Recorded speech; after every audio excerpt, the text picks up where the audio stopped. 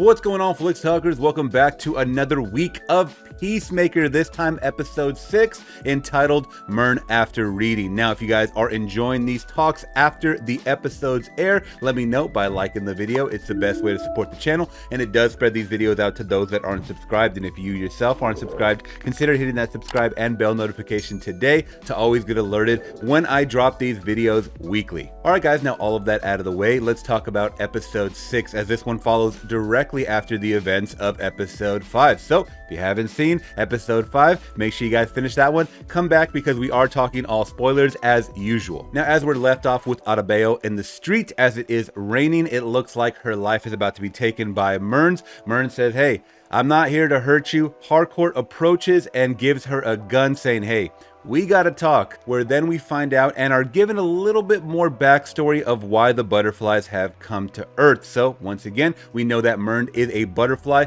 due to Adebayo putting on that X-ray helmet of Peacemakers and her finding out the truth. But now we find a little more detail, a little more backstory, as Murn says, "Our planet was dying, the butterflies' planet was dying, so we inhabited Earth and everything was cool, copacetic for a while, until the butterfly Goth, which is the one that Peacemaker has in a jar, has been starting to plot to take over the human race. And that's what led to the infestation of them using humans as host, so we got our Body Snatchers." Next up, I thought it was a little bit of filler, but we get a little bit more backstory as Peacemaker is doing a Q&A, almost like a bring your superhero to school type of deal, where he's answering a lot of the kids' questions of what it's like to be a superhero or whatever Peacemaker is. I still don't know what he is.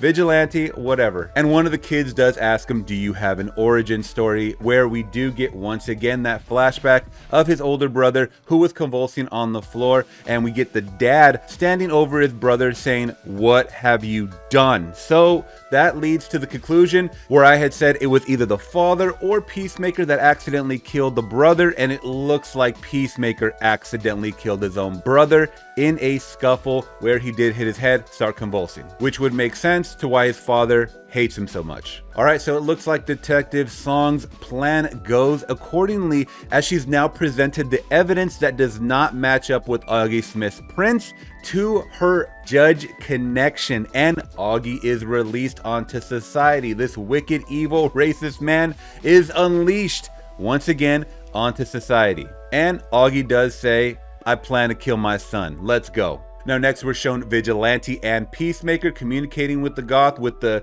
main butterfly that is pretty much the evil butterfly, the queen butterfly that's planning to take over our planet, planet Earth, and they are now communicating via yes and no taps on the glass jar. A funny scene where it's a lot of random banter. Now, before I go on, I will say this. A lot of comments over the last couple of episodes I have been covering, a lot of you guys don't seem to like the banter, and it's actually turning you off of this show. For me personally, I think it adds so much to these characters. Yeah, they're extended scenes that could be left on the cutting room floor, whereas in most episodes or other movies for that matter would definitely splice a lot of this dialogue out, but James Gunn left it in. Once again, I think to kind of elaborate on how silly these characters actually are, because once again, we don't know what they even are. They're not superheroes. They're people that are dressing up in costume and going out and taking justice into their own hands. And at the same time that they're communicating with the butterfly, the police are cornering in on Peacemaker's home, which they do both escape through the roof with Eagly, and the police proceed to ransack the place, where they do find the planted diary from Adebayo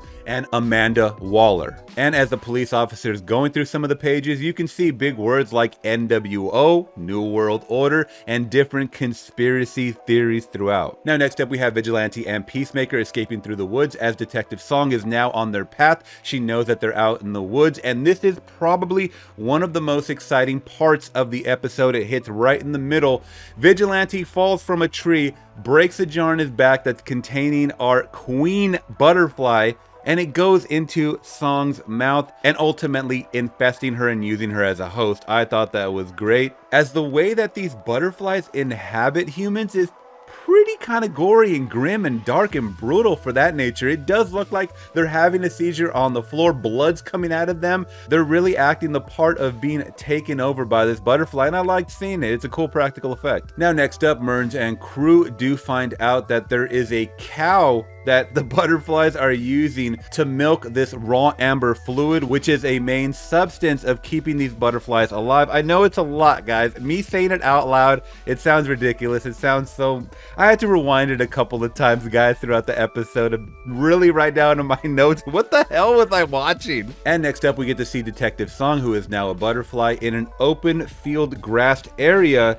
And this was a cool scene because we got to see some little UFOs kind of flying in, hordes of them. It looked like hundreds of them flying in onto the grass. The UFOs open up and we get little butterflies riding in UFOs. It was cute, but it was also cool. So once again, I had mentioned that she is now the queen bee, the queen butterfly, not queen bee, but she is the queen host who is now commanding all these butterflies to do her bidding, at least the evil ones, because there are still, you know, good ones out there like the captain, Murn, who are trying not to take over humans on Earth. They're trying to handle it a different way, but they're just kind of playing the game, as this is the only way I think they can stop the infestation before it spreads even further. But we see it's going to get a lot more difficult, as in the next scene, Song just walks into the police station with thousands of butterflies, which then begin to infest all of the police, all of the criminals in the jail cells, and once again, now we have a horde of butterflies walking amongst us in human form. And I gotta mention this, Song does mention how hard it is to kind of smile in each human head,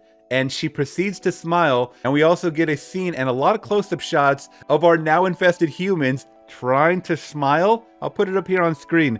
It was the creepiest shit I've seen in such a long time. All right, now next up in that cool montage that we got to see of infested humans, now we get to see Augie back at home with his Aryan army, and now he is officially suited up as the White Dragon. And I've said it before, it makes me feel weird saying this.